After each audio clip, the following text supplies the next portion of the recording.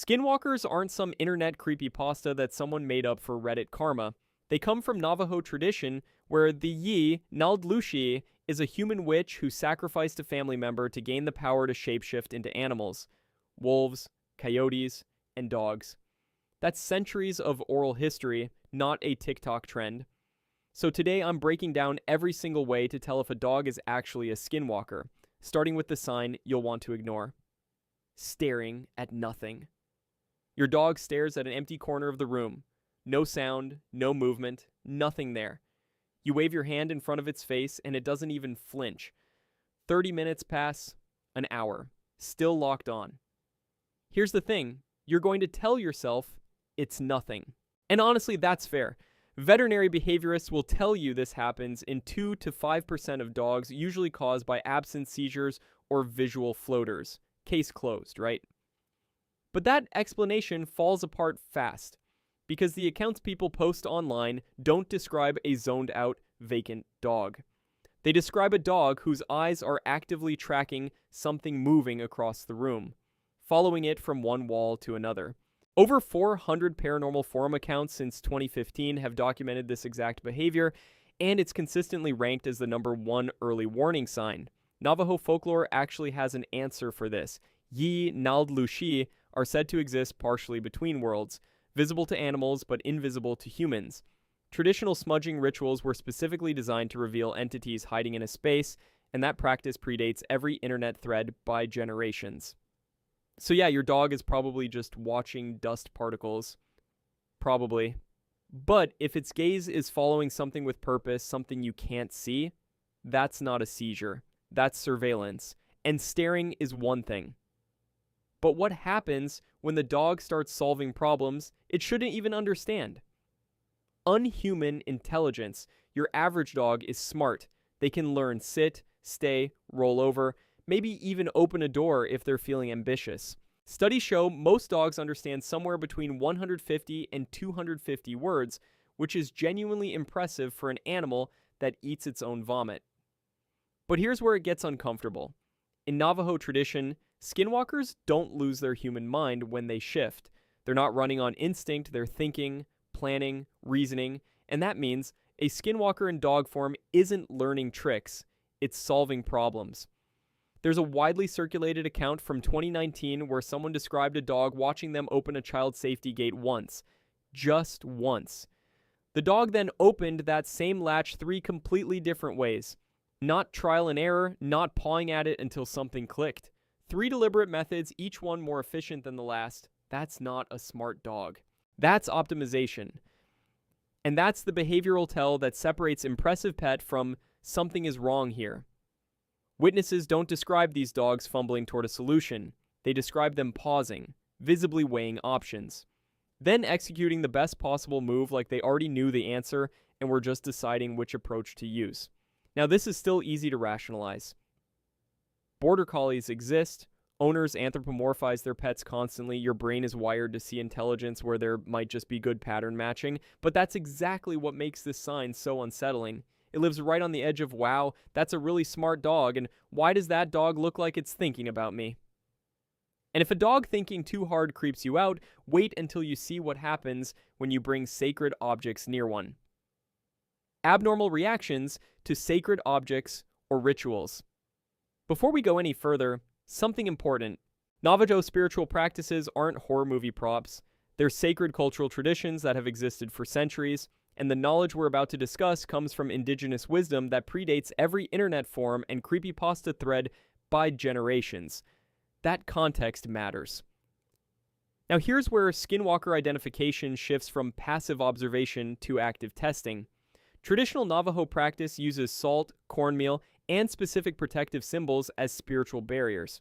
These aren't random items, they're deliberate, ceremonially significant tools, and according to extensive folklore, skinwalkers don't just avoid them, they react with what witnesses describe as visible agony.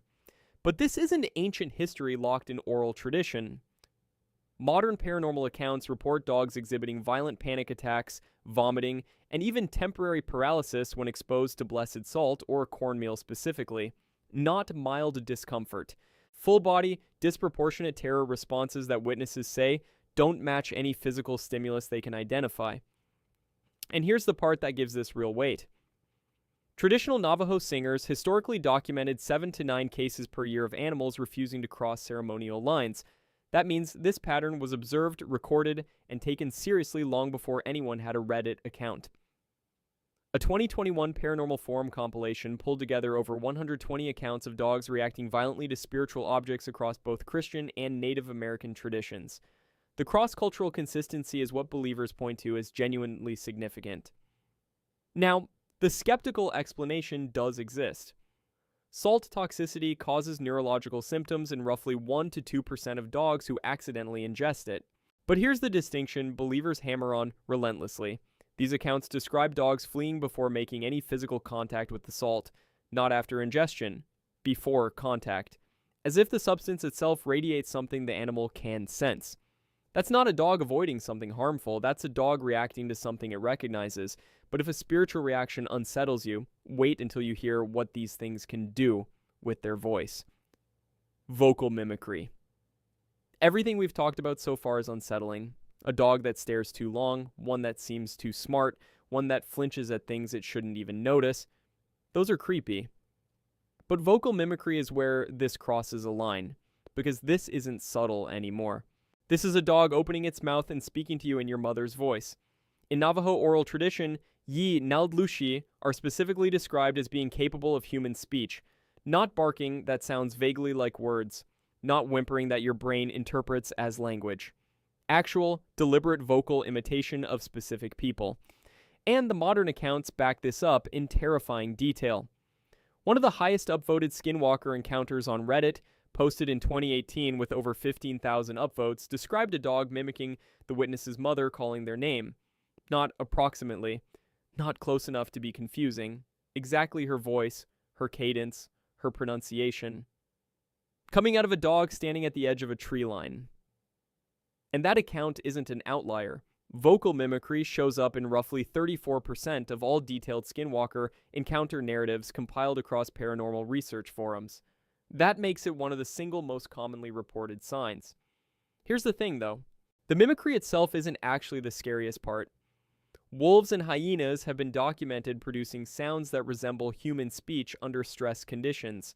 Mechanically, it's not impossible for a canid to produce human-like phonemes. But every single account describes the same horrifying detail. The voice is phonetically perfect, but emotionally dead. Flat. Empty. Imagine hearing your mom call your name from across the yard. Now imagine it has zero warmth behind it. No love, no urgency, no emotion at all. Just the correct sounds, arranged in the correct order, by something that learned what the words sound like, but has absolutely no idea what they mean. That's what witnesses describe. A recording played back by something wearing the wrong face. But if a Skinwalker dog using your loved one's voice is bad, wait until you see what happens when it stops pretending to stay in one place, vanishing and reappearing. You can lock every door, board every window, seal every gap in the fence down to the last inch. And it won't matter. In Navajo folklore, Skinwalkers don't escape from places. They exist between the physical and spiritual realms simultaneously. Disappearance isn't a trick they perform. It's a property of what they are. And when you apply that idea to a dog sitting in your locked basement 1 second and standing in a field 3 miles away the next, the fear changes completely. Because you're no longer dealing with something you can contain. But here's where it gets uncomfortable. A 2016 paranormal research compilation pulled together 45 detailed accounts of dogs vanishing from fully enclosed spaces, locked rooms, sealed basements, places with zero physical exit, and then reappearing somewhere else entirely. Time frames range from 2 minutes to 90 minutes. No broken locks, no open windows, no tunneling. One 2020 account stands out above the rest. A dog disappeared from a fenced yard in broad daylight with multiple people watching. No gap in the fence, no digging evidence, no explanation. 40 minutes later, that same dog was found standing at a road intersection exactly 3 miles away. Not wandering, standing, like it was waiting. Now, skeptics have a reasonable counter here. Escape artist dogs are real. Some can squeeze through gaps as small as 2.5 inches that owners completely overlook And tunneling happens more often than people realize. Fair enough, but believers draw a very specific line. It's not just the disappearance that matters, it's the conditions. Verified locked spaces, multiple witnesses, no physical path out. And then the reappearance at a location that doesn't feel random, it feels chosen, targeted. That's the part that rewires your brain. A Skinwalker dog that can move through walls isn't something you can cage or outrun. It's choosing when to be seen.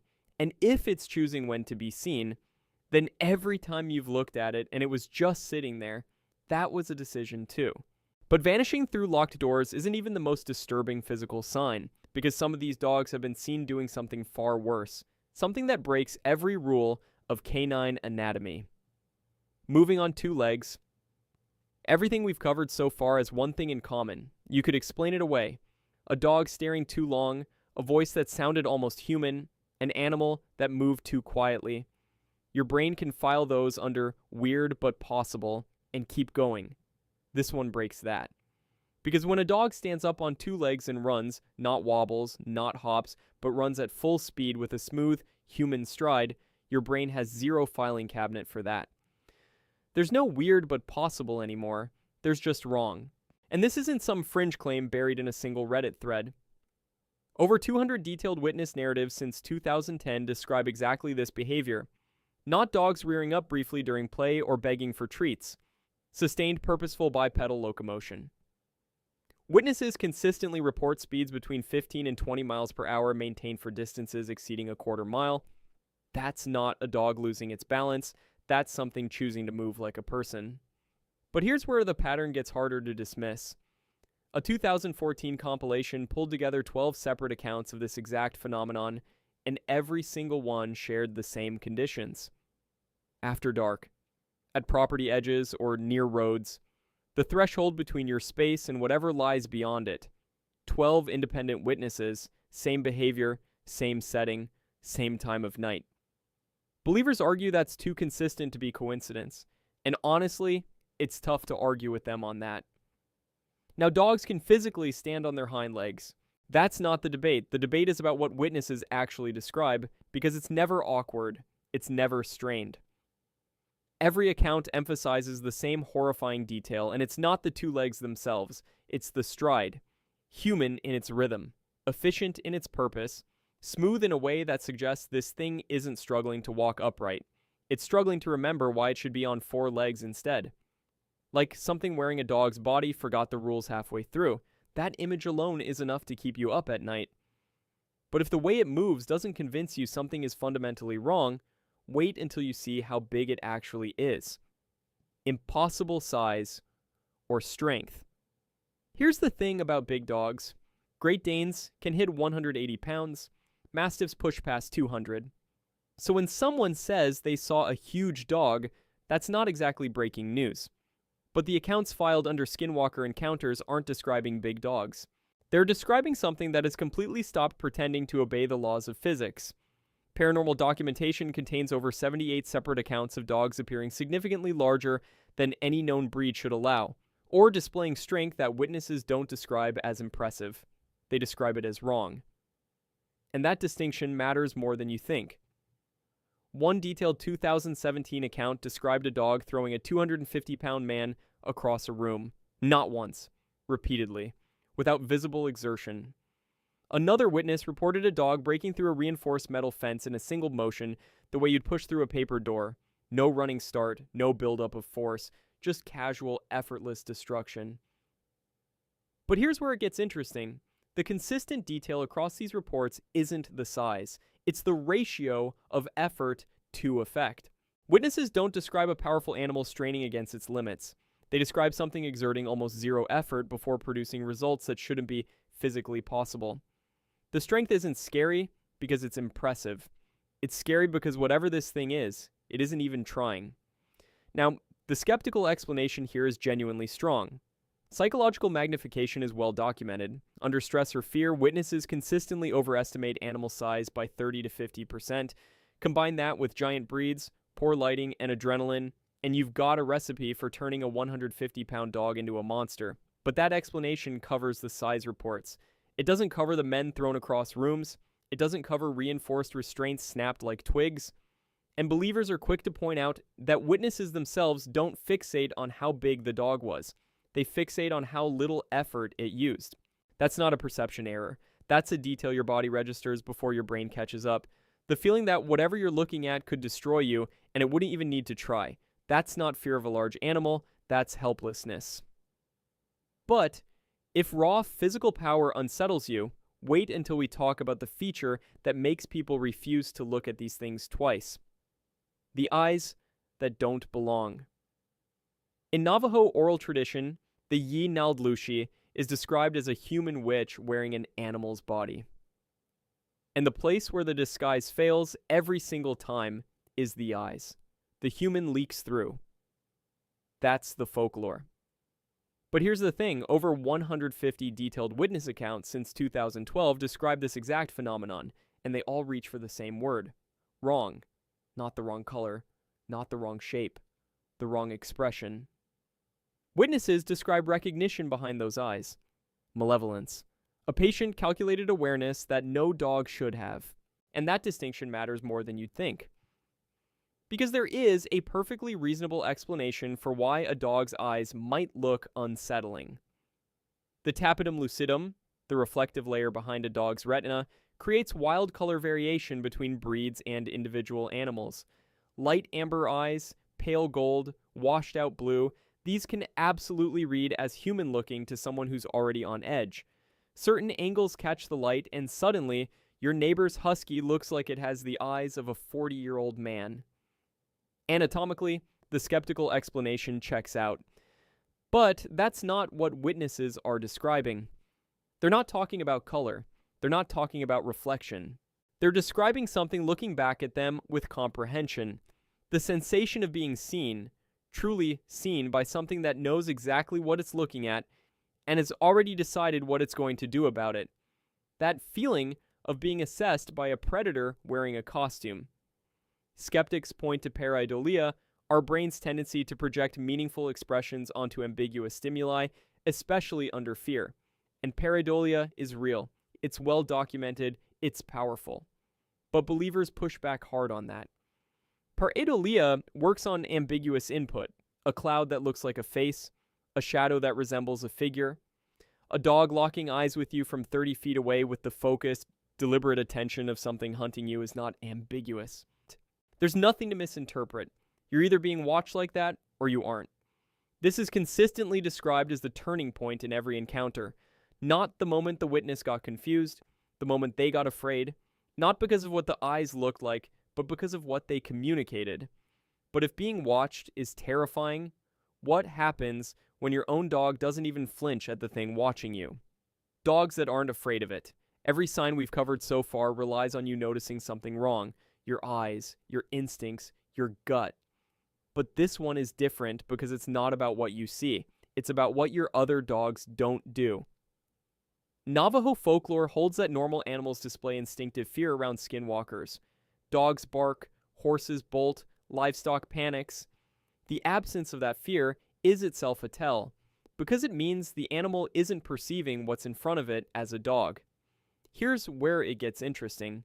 Behavioral studies on canine social dynamics show that when an unfamiliar dog enters a household dog's territory, 85 to 95% of the time you get a reaction.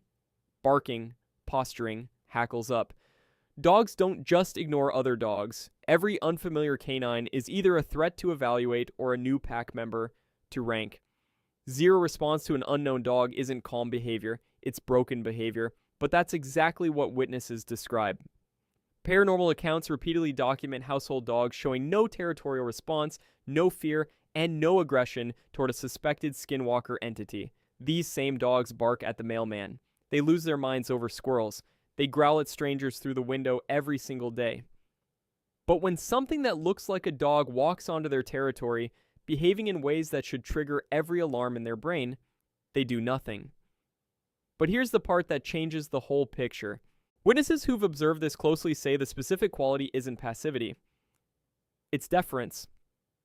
The other dogs don't just fail to bark, they yield. They lower their heads and move out of the way of something that should be their equal in the animal hierarchy. That's not a dog ignoring another dog. That's a dog recognizing something categorically above it and choosing submission over confrontation. Believers argue that other dogs can sense the human consciousness inside the entity and instinctively recognize it doesn't belong in the animal hierarchy, so they defer the way a dog defers to a human.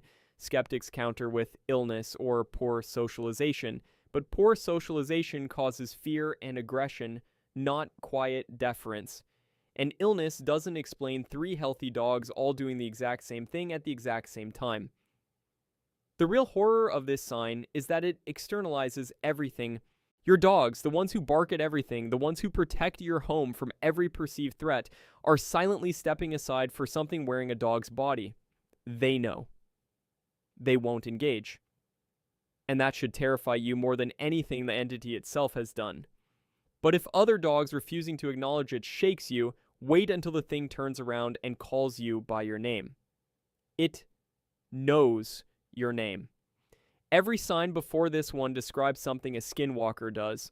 This one describes something it does to you specifically, not to whoever happens to be nearby, not to the next person who walks outside, to you by name. And that changes everything. Out of 167 detailed paranormal accounts documenting this phenomenon, the pattern is almost identical every time. The witness doesn't describe a dog barking. They don't describe a howl that sort of sounds like a word. They describe their name, spoken clearly, in a voice they recognize, coming from a mouth that should not be able to produce it. But here's the part that keeps people awake at night. It's not just the name. Some accounts include details that go beyond identification, references to specific memories, locations the witness visited alone, private information that was never spoken aloud in the house. The entity doesn't just know who you are, it knows what you know.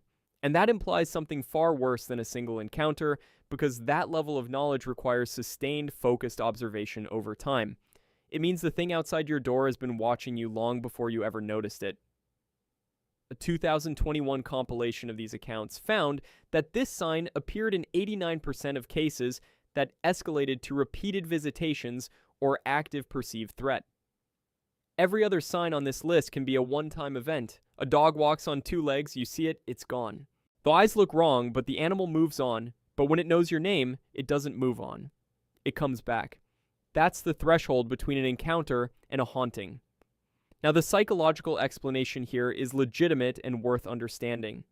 Dogs learn names through conditioning and repetition. Humans are wired to find meaningful patterns in ambiguous sounds, especially under extreme fear. Apophenia, the tendency to project personal significance onto random stimuli, gets amplified dramatically when you're terrified. Your brain wants the noise to mean something, therefore it builds meaning out of nothing. But the accounts that genuinely unsettle even committed skeptics aren't the ones about names. They're the ones about knowledge. A dog referencing something nobody in the household said out loud, demonstrating awareness of a detail only one living person knew. That specific category of account appears across enough independent sources, from people who never interacted with each other, that dismissing all of them requires more effort than acknowledging the pattern. Skeptics don't call it proof, but they do call it uncomfortable. And that discomfort is the point, because the name isn't the horror. The horror is the implication behind it. Every other sign on this list asks the question, is that really a dog? This sign asks a different question entirely. What does it want? And the Navajo tradition has an answer for that, though it's less of an answer and more of a warning. You do not say the word Skinwalker aloud. You do not describe them in detail after dark. You do not engage. You do not investigate. And you do not wait around to learn their intentions. And if one knows your name, you do not wait to find out what it wants. If you enjoyed this video and want to see more, click the video on the screen now.